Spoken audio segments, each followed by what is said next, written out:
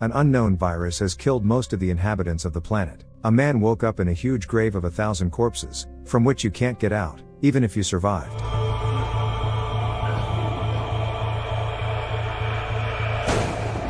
Just look deep into this man's eyes. You can't really tell right away whether he is dead or alive. But the man suddenly blinks, and all his body, muscles, and tendons start to crunch and twist, just like a zombie or an addict during withdrawal. Once awakened, he looks around and understands that he is in a deep hole filled with decaying corpses. He notices a woman's silhouette somewhere above and asks her for help.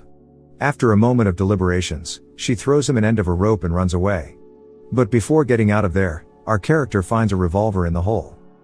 After having walked through the thicket of the midnight, rainy forest, the man discovers a cabin. He loads the gun and goes inside, where a group of people are already discussing whether to help the man in the hole. The people notice him, and the chaos erupts. They point gun barrels at one another, blaming each other for the death of all those people and cannot figure out in whose house they presently are. Our character tries to explain that he woke up in a pile of corpses, remembering nothing, and the Asian woman helped him get out of there. Others start to reproach the woman for helping him, since they don't even know who he is. But he doesn't know who they are either. All of a sudden, a man who is lying on a floor starts to scream loudly, while his body crunches and twists in a familiar manner. An attractive blonde tries to help him, others observe in shock. Our character asks what the hell is going on here and what is wrong with that guy. But the guy answers that he remembers nothing. The blonde adds that not a single one of them remembers anything. They explain further that there are no computers, no smartphones, so they cannot contact the outside world. However, they do have something like plastic badges. They could at least find out their names. The blonde says her name is Sharon. One man calls himself Michael, and the second one, the one with a rifle, is named Lucas. The one that has woken up is Nathan. But neither the Asian woman nor our character has the documents. Moreover, the woman is just silent and constantly draws some hieroglyphs. Our character tries to understand what she is writing and why she saved him. But the others explain to him that the woman is mute. She hears everything, but she cannot say anything. Besides, she doesn't understand English, but she clearly knows more than anyone because she awoke before everyone else. The group decides to search the house and tries to figure out everything. Our character is with Nathan. They look around a storeroom and notice a calendar with marks on a fridge, where a date, the 18th of April, is circled in red. According to the calendar, it is the 16th today, meaning something will happen the day after tomorrow. At this moment, Lucas and the Asian lady try to investigate the similar hematomas from the needles that they both have on their veins. In the meantime, Michael finds a cupboard with a whole arsenal of weapons and ammunition. The characters decide to arm themselves and be ready for anything, just in case. Sharon takes our character to the showers, where she suggests he freshens up. After remaining on his own, the character gets odd flashbacks for the first time.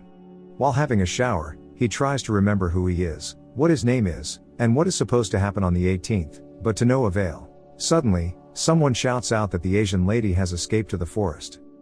Michael and Nathan are left to guard the house.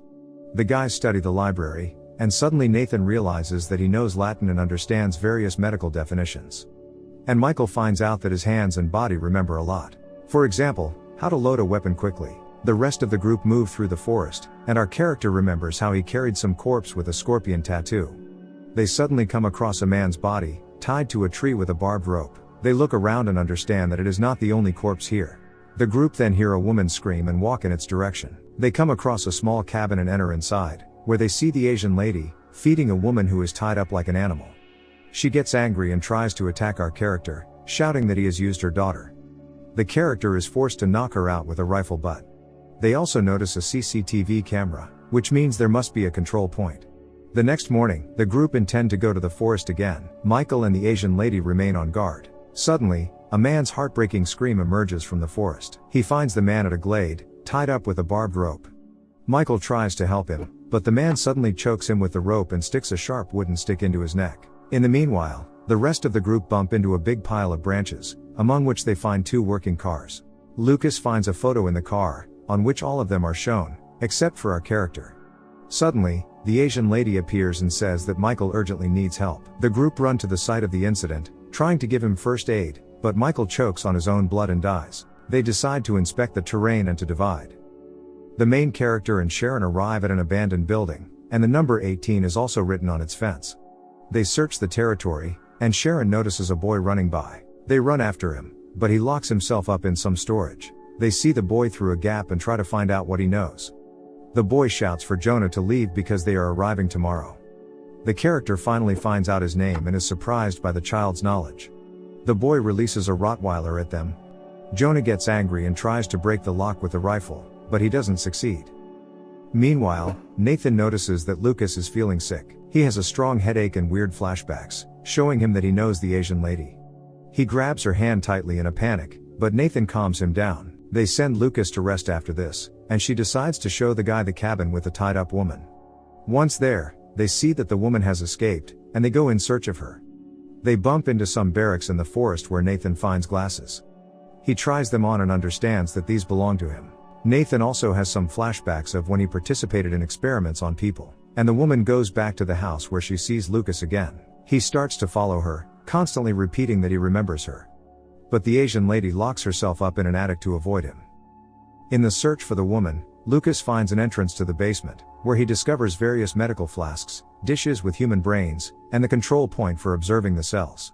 The bars of all the cells are opened. In the meantime, Nathan continues to search the barracks, inside one of which he hears a woman's cry. He opens the door and sees that woman from the cabin with the dead daughter in her arms. She calls Nathan a murderer and tries to attack him, but he closes the bars in time. Nathan leaves the barracks and notices some weird people approaching him from everywhere. They are all screaming and holding onto their heads. In the basement of the house, Lucas finds a video camera and watches a video recording. Jonah is in it, saying that it is the 96th day of some research, and one of the subjects finally got the positive reactions to their injections, so they are on the right track. Though, there is a side effect: memory loss. According to him, the subjects lose consciousness and almost die at the beginning, but then regain consciousness and remember nothing. Lucas and the Asian lady are among the subjects in the video. Meantime, Jonah and Sharon come back to the house where Lucas, armed and angry, awaits them. He points the rifle at Jonah and shouts that all this is his fault because he experimented on them. There are video recordings that prove that. Sharon demands explanations from Jonah, but he answers that he still remembers nothing. Lucas then lets Sharon watch the recording and, with tears in her eyes, she takes his side. Jonah tries to justify himself, but Lucas knocks him out with the rifle butt. Once awakened, John discovers that Lucas drags him to that hole with the corpses and dumps him there. He beats his way through the corpses and sees the girl with the scorpion tattoo. Lucas is aroused and rushes into the house with Sharon and the mute girl and asks for car keys. The girls understand that he is not in his right mind. Sharon asks him to sit down and relax, but Lucas starts behaving inadequately. He pushes Sharon and chases the mute girl around the house. After catching her, Lucas aggressively tries to rape her. Sharon gets there in time to help and scares Lucas off with a gunshot. He jumps out of the window and runs to the forest. In the meantime, Jonah is having a rough time in the hole with the corpses. He has trouble breathing, but the Asian lady appears again and throws him a rope. Jonah gets out and asks the woman to go back home and keep her distance from him. He himself will search for the boy who should know at least something. After returning to that building, Jonah discovers something like a field hospital. He finds a map of the area with an outlined route. Jonah sees flashbacks again of him asking some man to transport a container because this is their last chance. John hears some noise and meets two infected people. He drops the car keys, but the mad woman grabs them, swallows them, and tries to attack him. Jonah is forced to kill her. We see him driving the car while the keys, covered in blood, hang from the ignition switch. Jonah encounters some people on the road. The boy is among them. His infected mother is tied up inside the car, whereas the boy's grandmother points a rifle at John and asks him not to bother them with the injections anymore. He tries to find out what he had done, but they drive away. John notices that same container with the flasks next to an abandoned car. Flashbacks occur to him again. He remembers the creation of a virus that kills the human brain, whereas the life-saving vaccine is in those flasks, intended for the needs of an army. He discovers a driver's corpse inside a car and the ID with the name of Jonah Cook. Besides, he finds a happy photo of him and Sharon. Out of nowhere, an automobile appears and hits his car.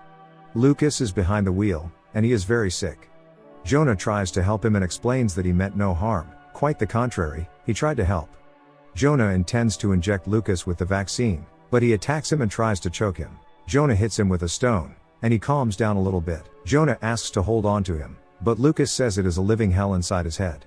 Right before his death, he sees flashbacks of him thanking Jonah with the other characters, drinking to the rescue of their lives, and the return of the memories. But their celebration is interrupted by an infected woman who jumps out of the cell, so not everyone was saved. In the meanwhile, Nathan regains consciousness, remembers everything that's happened and rushes to search for Jonah. He runs into the house where Sharon is, and they fight off the infected ones that attack the house from outside. Jonah hurries to their rescue and, while on the road, he experiences final flashbacks about the moment when everything went out of hand. Jonah asks everyone to gather in the house and inject themselves with the vaccine. But an infected man catches up with him and accidentally pushes him down into the hole with the corpses. The dawn of the 18th comes. Nathan and Sharon continue to fight off the infected ones, and Jonah is running to help them. The sound of helicopters emerges at a distance, and the infected people die one by one. Nathan suddenly remembers that the rescue operation was supposed to arrive on the 18th. He tries to tell the military forces that they are alive, asking them not to shoot. But the armed group has an order to leave no survivors, so they kill Nathan. Jonah and Sharon are horrified, trying to hide. The mute girl hides successfully in the forest as well. Sharon feels certain discomfort while on their way and notices that she was stabbed with a knife by the infected woman from the cabin. Jonah takes Sharon to the hole with the corpses. They fall there, trying to hide from the military and inject themselves with the vaccines again. Sharon passes him a note to help him remember everything. The military appears and throws new corpses down the hole without noticing the survivors. Jonah regains consciousness sometime later, remembering nothing again, whereas the note gets lost among the corpses. He frees himself from Sharon's body, finds the gun in the pocket and tries to get out of there. He is saved once again by the nameless Asian lady.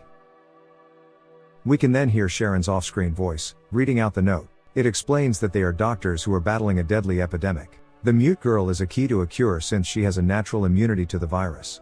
It is thus important to save her and then the whole of humanity. In the last scene of the film, Jonah and the mute girl approach the edge of the huge quarry which is filled with thousands of corpses.